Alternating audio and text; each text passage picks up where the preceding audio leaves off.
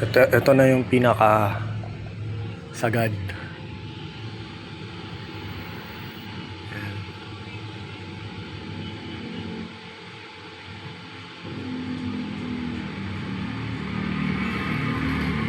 40.30 something amperes going down yung charging current niya. Taas 90 degrees Celsius, parang 90, di naman, nakahawakan pa. Almost boiling point na yan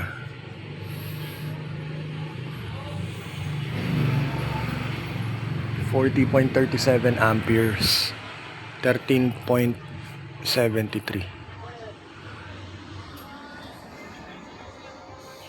So, compute tayo. 13.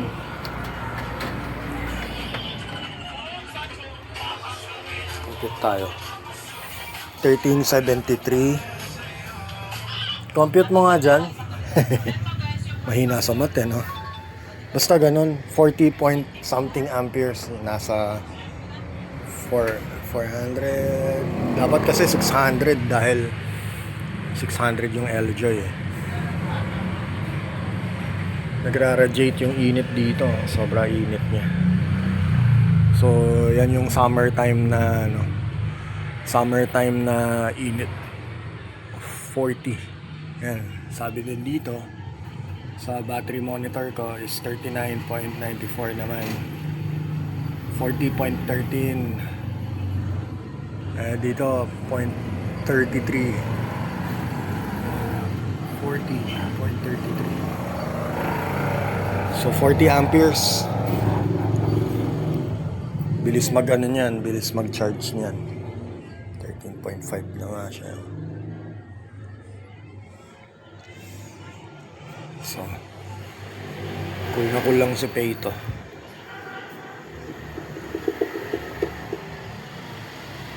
Ayos. Compute na lang para mag-gets yung setup ko dyan. Dalawang 550. Ayan ang haba ng tinakbo ng wire ko. Ayan, yung panel. Itong wire na to, ayan. Ayan. Tumakbo. Dun, outside. Dumiretso. Sa dalawang panel na nasa taas. Sobra init. Ayan may init. Pang.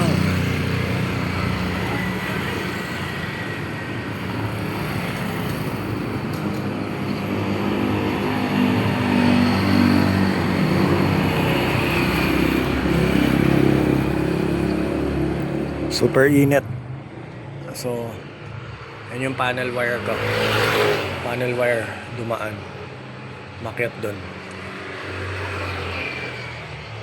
So, sobrang init. Setup ko.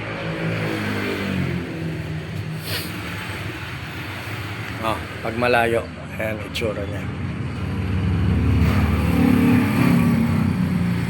Isang LJoy 600, Kings 3000, Peito 3000, 200 amp hour na battery. Calb cells yan from JB Solar. Promote natin. Salamat Sir Jed. Yan, tibay ng battery talaga, promise. Diyan mo masusubukan ng battery, sobrang tibay. Ang dami ng pinaandar ng mga malalakas yan na appliances. Kayang-kaya. Ang battery ni JB Solar. Yan. Ganda. So ayan. Mandar na yung fan.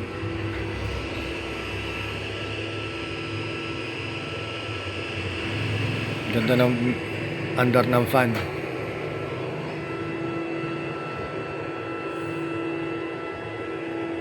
Pinong-pino yung under ng fan ni Peito